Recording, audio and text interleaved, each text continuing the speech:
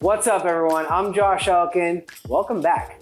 Today I'm making a Chicago deep dish inspired pizza with not only sausage, cheese, and an incredible sauce, but also some pepperoni in there too.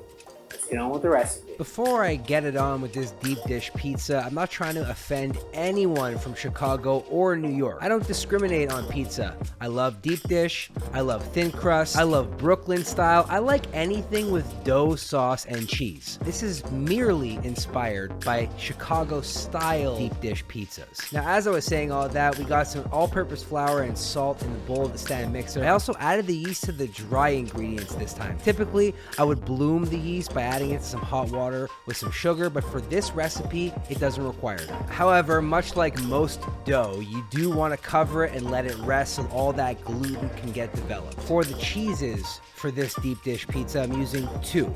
I'm using some shredded mozzarella as well as some grinded up Parmesan cheese. The shredded mozz goes at the base of the pizza dough. You know that side of the box grater that you never really use? It's kind of like polka dots. That's how you grind Parmesan cheese. Now for the sauce, I got some regular tomato sauce, which I'm gonna add some oregano and basil to and set that aside, but I'm also gonna hand crush up some San Marzano tomatoes to make another delicious sauce. This one's gonna be a little bit more rustic, okay? I want it to be somewhat chunky, and that's gonna go on top, as well as more Parmesan cheese, which is gonna be sprinkled on top of that San Marzano sauce. And if you didn't catch it, that's some Calabrian chili paste that I added as well, just for some kick. Now back to the dough, I'm gonna sprinkle some flour on this flat surface and knead the dough out and then roll it out as big as a circular pan. And don't worry about any excess dough, we'll just cut it off using a pizza cutter. The key here is to press the dough into the circular pan so that it goes all the way down to the bottom. The last thing we want is space between the dough and the tray. Okay, first layer is a generous amount of our shredded mozzarella cheese, and you really want to add a lot. Part of the fun of a deep dish pizza is pulling it out and seeing that cheese pull, am I right? Now typically you would just add Italian sausage here, but I'm adding some pepperoni to separate the layer of cheese from the sausage. So cover the entire base in a generous amount of pepperoni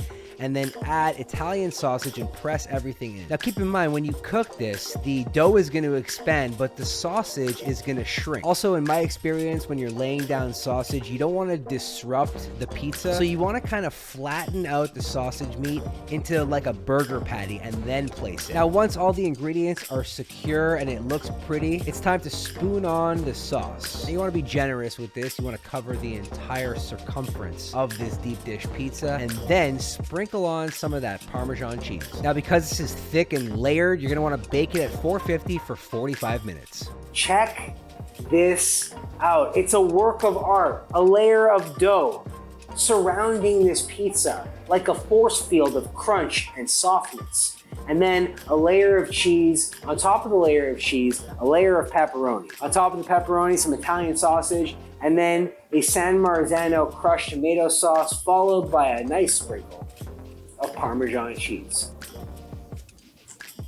You guys want to be able to taste this pizza, and you can.